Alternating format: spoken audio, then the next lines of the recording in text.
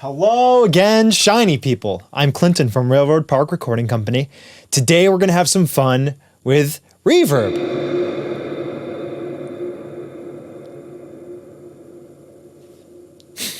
Okay, we're going to cover a good range of different kinds of reverbs that we can have and to pull from in our session. Think of it almost like how Bob Ross has his entire palette ready to go at all times to mix, blend, and pull from to then bring to his canvas. We're going to do the same thing just in our digital session. And this way, every time you want to put maybe a little bit of reverb on something, you can just go into your sends, blend in a little bit. You don't have to pull up a reverb sound and sculpt it every time you want to do something.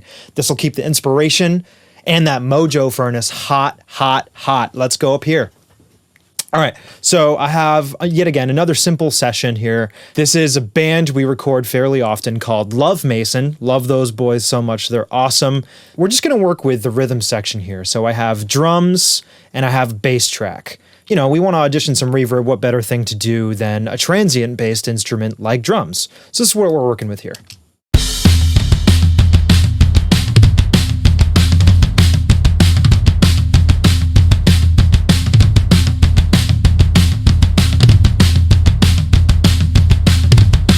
A little bit of the chorus.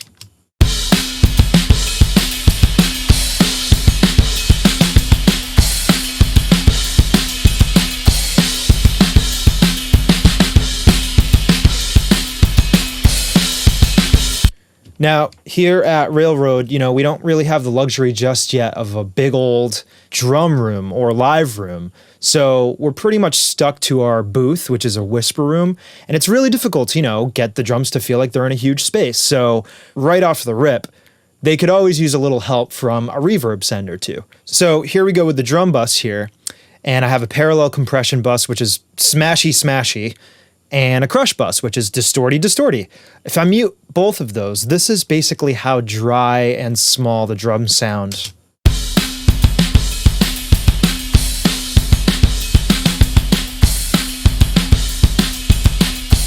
So definitely not the worst thing in the world. With these two in,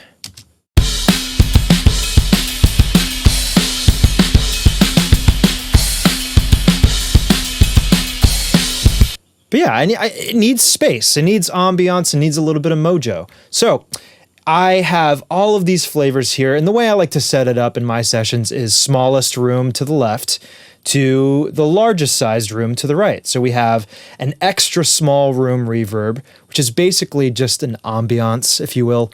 A small room sound, which is like, you know, a little bit bigger. And we have a lively thing, which I think I use quite often. It's sort of like my studio reverb of a live room, if you will. Then we have a large room. This is where things start to get a little expansive. A large hall. This is where we get into a little bit of pre-delay, slapbacky reverb kind of vibe.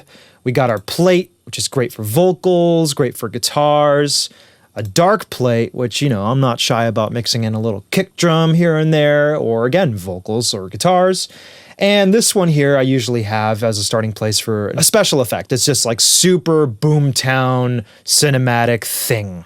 And yeah, I have this drum bus here. I've set all of these reverb sends to pre-fader. So if I zero this out, we shouldn't really hear a thing. Whoopsie, forgot to mute these boys. Let's try that again. Cool, so we have all of those on pre-fader. This way we can solo each one out. Let's bring in this extra small room.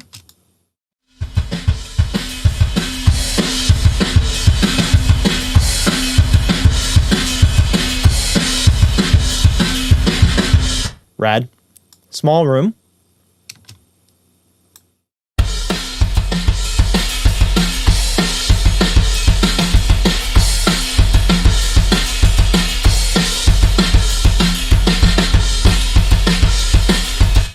Rad. Let's bring that down to 0. Here's our lively one.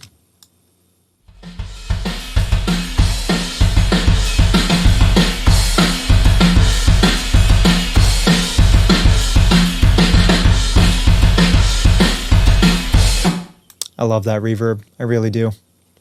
Large room.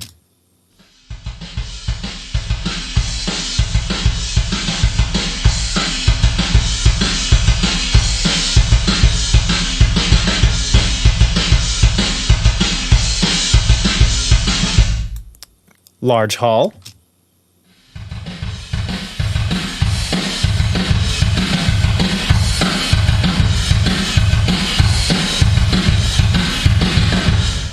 We have a plate.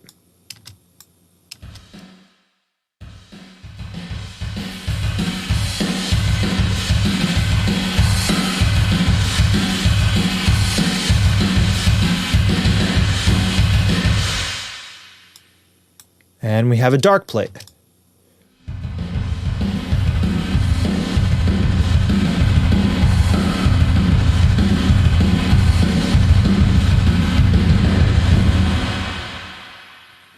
Starting to get into that stadium kind of vibe.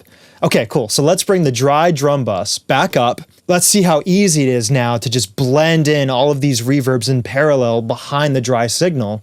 And we can even go into before and after to see like what kind of a difference this is making for our drum mojo.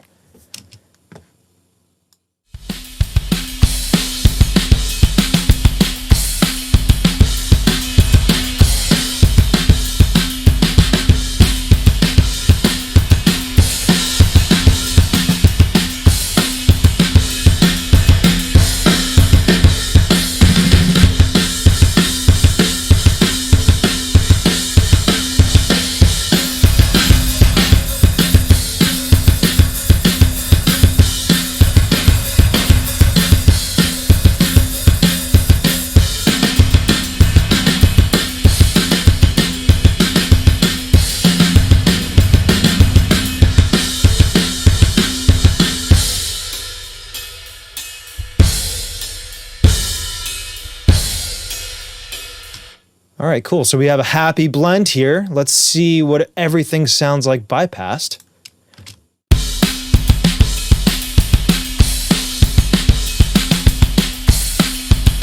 And wet.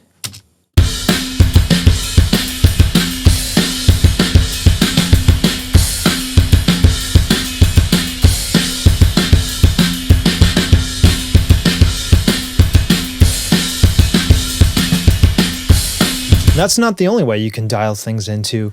You can come over here to the faders, do all sorts of things with up, down, all around. Say if you only want like your small ambiances to do their thing, well then there you have it. Bring those in.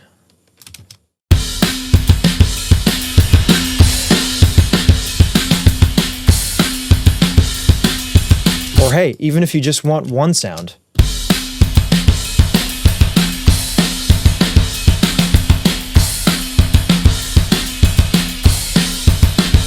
Or if you want your drums to sound like an 80s stadium cheese factory.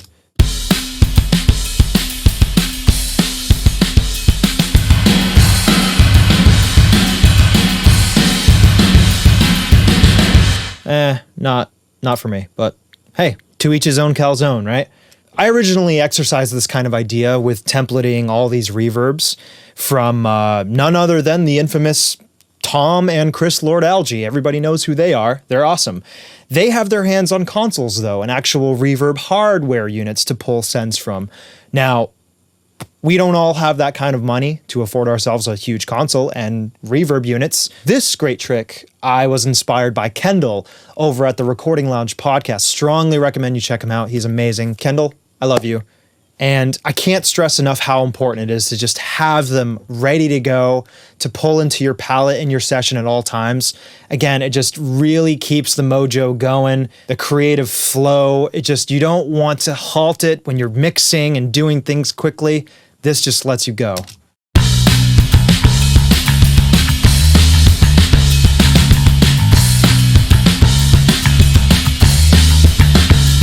Thanks, folks, for hanging out. If there's anything in your world you want to talk about, drop us a line. Leave us a comment down below. Do whatever it is you got to do. We're so stoked to hear from you, and I can't wait to see you on the next one. All right, bye-bye.